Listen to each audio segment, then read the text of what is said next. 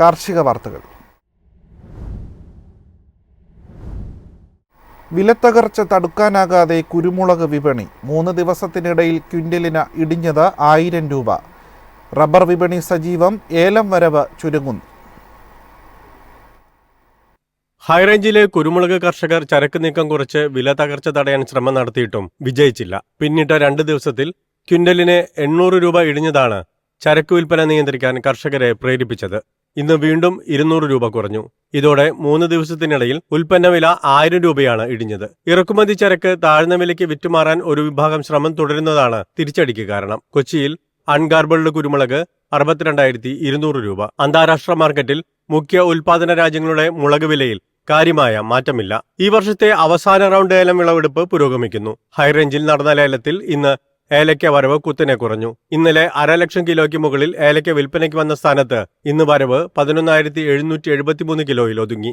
ശരാശരി ഇനങ്ങൾ കിലോ 2,753 രൂപയിലും മികച്ച ഇനങ്ങൾ 2,991 രൂപയിലും കൈമാറി. ആഭ്യന്തര വിദേശ ഇടപാടുകാർ ചരക്ക് സംഭരണ രംഗത്ത് നിലയുറപ്പിച്ചിരുന്നു. ഫോറക്സ് മാർക്കറ്റിൽ US ഡോളറിന് മുന്നിൽ ജപ്പാനീസ് യാനിന് നേരിട്ട മൂല്യ തകർച്ച നിക്ഷേപകരെ റബ്ബറിലേക്ക് അടുപ്പിച്ചത് സിംഗപ്പൂർ, ചൈനീസ് അവധി വ്യാപാര കേന്ദ്രങ്ങളെയും സജീവമാക്കി. ജപ്പാനിൽ റബ്ബർ വില 3% ഉയർന്നതോടെ മുഖ്യ ഉൽപാദന രാജ്യമായ തായ്ലൻഡിൽ ഷീറ്റ് വില കിലോ 7 രൂപ ഉയർന്ന് 195 രൂപയായി. കേരളത്തിൽ പല ഭാഗങ്ങളിലും രാത്രി മഴ നിലനിന്നതിനാൽ റബ്ബർ ടാപ്പിംഗിന് തടസ്സം നേരിട്ടു. കൊച്ചിയിൽ 4ാം ഗ്രേഡിന് 1 രൂപ ഉയർന്ന് 153 രൂപയായി. News desk Myfin TV. Karnataka milk ഫെഡറേഷന്റെ നന്ദിനി ബ്രാൻഡ് പാൽ നവംബർ 21 മുതൽ ഡൽഹിയിൽ ലഭ്യമായി തുടങ്ങും. മാണ്ഡ്യ മിൽക്ക് യൂണിറ്റിൽ നിന്ന് ഡൽഹിയിലേക്ക് ഇൻസുലേറ്റഡ് റോഡ് ടാങ്കറുകൾ വഴി പാൽ കൊണ്ടുപോകുന്നതിനുള്ള ടെൻഡർ കർണാടക മിൽക്ക് ഫെഡറേഷൻ അടുത്തിടെ നടത്തിയിരുന്നു. മദർ ഡയറി, അമുൽ, മധുസൂദനൻ, നമസ്തേ ഇന്ത്യ തുടങ്ങിയ ബ്രാൻഡുകളാണ് ഡൽഹിയുടെ പാലുൽപ്പന്ന വിപണിയിൽ നിലവിൽ ആധിപത്യം പുലർത്തുന്നത്.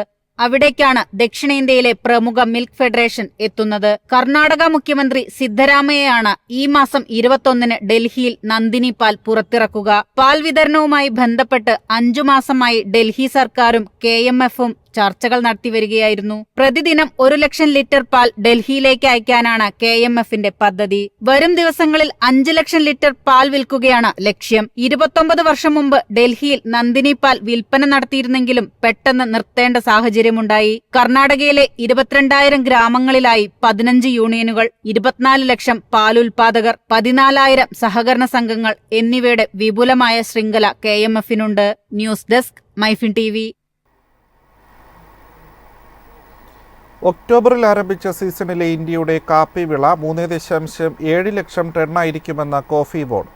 കഴിഞ്ഞ വർഷത്തെ വിളവെടുപ്പിന് സമാനമായിരിക്കും ഇത്തവണയും എന്നാണ് വിലയിരുത്തൽ. അറബിക്കയുടെ ഉൽപാദനം ഇത്തവണ കുറവായിരിക്കുമെന്നാണ് കോഫി ബോർഡിന്റെ കണക്കുകൂട്ടൽ.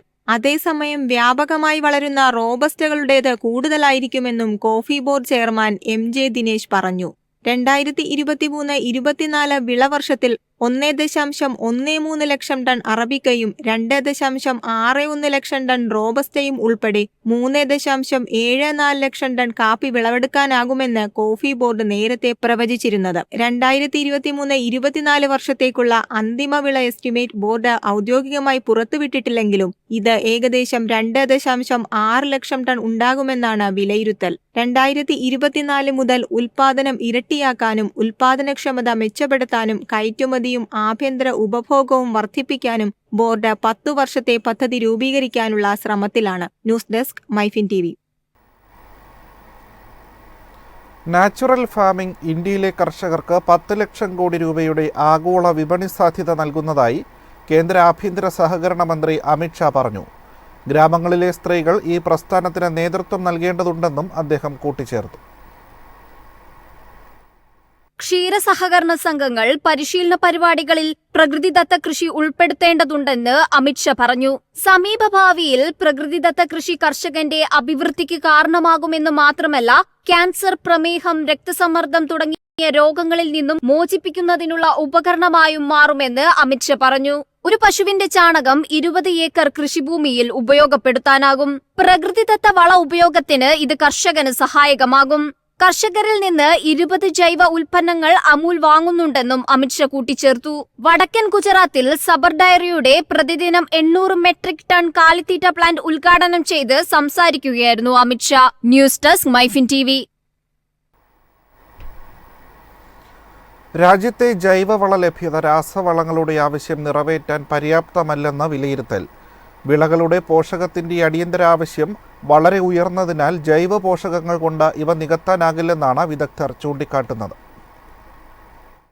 എല്ലാ ഉഷ്ണമേഖലാ കാലാവസ്ഥയിലും മണ്ണിലെ ഓർഗാനിക് കാർബൺ 1% കൂടാത്തതിനാൽ സ്വയം സുസ്ഥിരതയ്ക്ക് ആവശ്യമായ ഭക്ഷ്യധാന്യങ്ങൾ ഉൽപ്പാദിപ്പിക്കുന്നതിന് ഇന്ത്യക്ക് രാസവളമോ ജൈവവളമോ ആയ വിളപോഷകങ്ങളെ ആശ്രയിക്കേണ്ടി വരുമെന്ന് വിദഗ്ധർ പറഞ്ഞു. വിളകളുടെ പോഷകത്തിന്റെ അടിയന്തര ആവശ്യം വളരെ ഉയർന്നതിനാൽ രാസവളങ്ങളില്ലാതെ ജൈവ പോഷകങ്ങൾക്ക് മാത്രം മുഴുവൻ ആവശ്യവും നിറവേറ്റാൻ കഴിയില്ല. ഡൽഹിയിൽ നടന്ന മണ്ണ് ശാസ്ത്രത്തെക്കുറിച്ചുള്ള ആഗോള സമ്മേളനത്തിലാണ് വിദഗ്ധരുടെ വിലയിരുത്തൽ. നെല്ലിൽ ഹെക്ടറിന് 5 മുതൽ 6 ടൺ എന്ന നിലയിലുള്ള ഉൽപാദനക്ഷമത നിലനിർത്താൻ 100 മുതൽ 120 കിലോഗ്രാം നൈട്രജൻ, പൊട്ടാഷ് എന്നിവ ആവശ്യമാണ്. വിളവ് നിലനിർത്തണമെങ്കിൽ വിളപോഷകങ്ങൾ രാസ അല്ലെങ്കിൽ ജൈവ രൂപത്തിൽ പ്രയോഗിക്കണം. News desk Myfin TV. ഇനി കമ്പോള നിലവാരം. ഇന്നത്തെ കമ്പോള നിലവാരം: RSS 4 184, RSS 5 181, ലാറ്റക്സ് 122, ജാതിക്ക 400, ജാതിപത്രി 2000 മുതൽ 2100 വരെ, ഗ്രാമ്പു 900, അടയ്ക്ക 250, കാപ്പിക്കുരു 227, കൊക്കോ പരിപ്പ് 510, കുരുമുളക് ഗാർബിൾ 64200, കുരുമുളക് അൺഗാർബിൾ 62200, ഏലക്ക 2550 മുതൽ 2650 വരെ, വെളിച്ചെണ്ണ 21100, കൊപ്ര 15900, ചുക്ക് 32500.